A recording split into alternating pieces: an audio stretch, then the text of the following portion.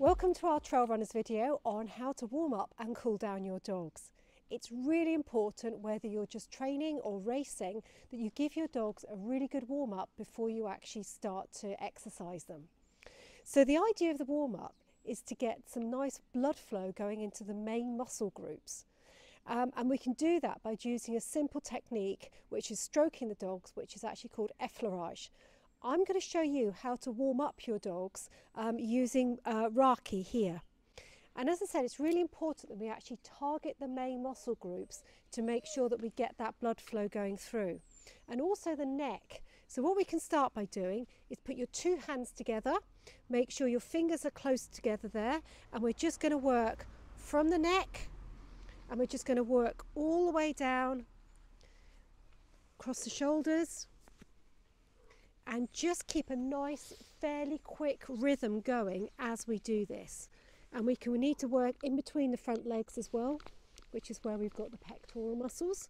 So we're just going to work in there, all the way through the shoulder, through the top of that front leg. Quite a swift movement as we go down along the sides of the ribs, because you want it to be invigorating so that they're ready and prepared for exercise. Now remember also to do the front of the back leg here, so work down through the quad muscles, along this flat part of the back muscle here, and down the back, which is where the hamstrings are. And it's really important that we warm up all of these areas. Over the top here, so you've got the glute muscles, and just work over the top of those. Nice swift movement to warm up. There we go. Getting them ready. Now this doesn't just physically prepare them, it mentally prepares them ready to know that they're about to do some form of exercise. So this is different to if they were just going to go to a walk in the park. This, they know, is exciting time that they're going to do something in harness. Once you've done one side, you can then get the dogs to turn around. Rocky. So either get them to turn around for you, Rocky, or you go just work on the other side of them. I'm going to see if Raki will turn around for us. That's it. So that I can get the other side of him.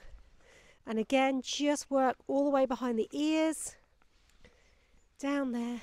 That's it. In between the pectoral muscles, so in between those front legs.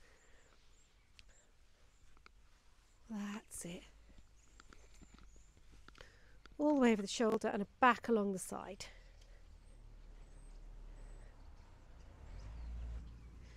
And wrap your hands round as well, so that it's a really nice firm stroke that you're doing, because we really want to invigorate these muscles and get a really good supply of blood coming through. Now, there we go. This needs to be done probably about 20 to 30 minutes before you start the exercise.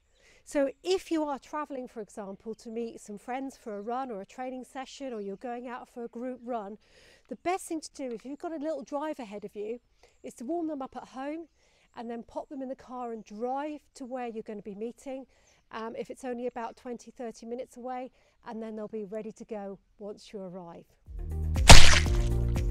You've just finished your workout. You've either just finished your CaniCross, your CaniBike, or your CaniScoot. And you've just got back with your dog in harness. What we need to do now is walk them around for a little while, bring their breathing back down to normal, make sure there's no sign of stiffness or no sign of lameness on them at all.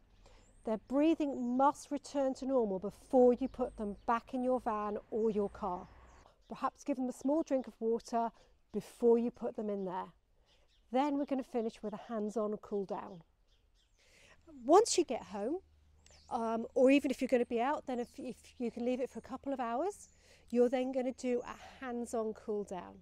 Now that's very similar to the warm-up, and it's the same muscle groups that you're going to be targeting, but the technique you're going to use is slower.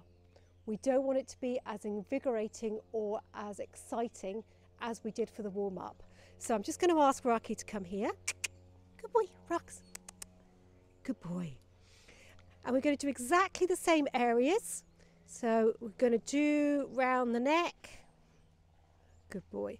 Same deliberate strokes that we're going to use, but it's a little bit slower and with slightly less pressure as you go through. Remember to go in between the front legs again. Just slightly less and just slower. And make sure you work all the way along your dog's body, all the way along the side of the ribs.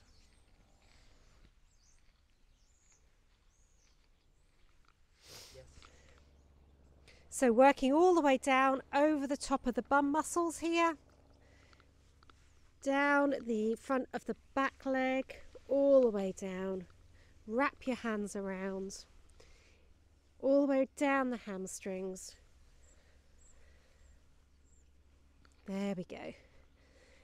And then once you've done one side, turn them around and do the other side. And as I said, this could be done anywhere up to 2 or 3 hours after you finish exercise. It doesn't matter when you do it, as long as you do it. This really is preparing your dogs for their next training session. It's a great opportunity as well to see if there's any areas they don't really like you touching. That might mean that they're a little bit stiff and sore, or if there's lots of heat coming off that area, might again mean that there might be a muscular issue going on. It's also a great way of thanking your dogs, to say thank you for a fantastic training session and to get a really good bond going with them. Remember, this is teamwork.